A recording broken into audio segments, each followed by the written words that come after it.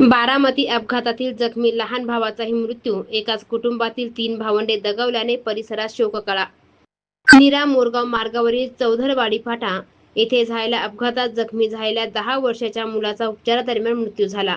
या दुर्घटनेत एकाच कुटुंबातील 3 भावंडे मृत्युमुखी पडल्याने फलटणमधील मुरुमगाव परिसरात शोककळा पसरली आहे.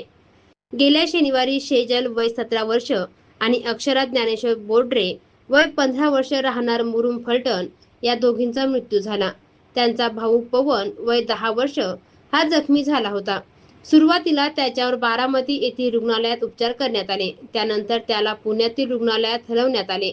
उपचार सुरू असताना मंगळवारी त्याचा मृत्यू झाला. पोलिसांनी दिलेल्या माहितीनुसार तिघे जण मामाच्या गावी जाण्यासाठी मोपेडवरून निघाले होते. चौधरीवाडी फाट्याजवळ मोपेड आणि टेम्पो यांच्या समोरासमोर धडक होऊन सेजल आणि अक्षरा यांचा जागीच मृत्यू झाला, तर पवन गंभीर जखमी झाला होता. रविवारी शेजल आणि अक्षरा यांच्यावर शोकाकुल वातावरणात अंत्यसंस्कार करण्यात आले होते. पवनच्या निधन झाल्याने या परिसरात शोककळा पसरली आहे.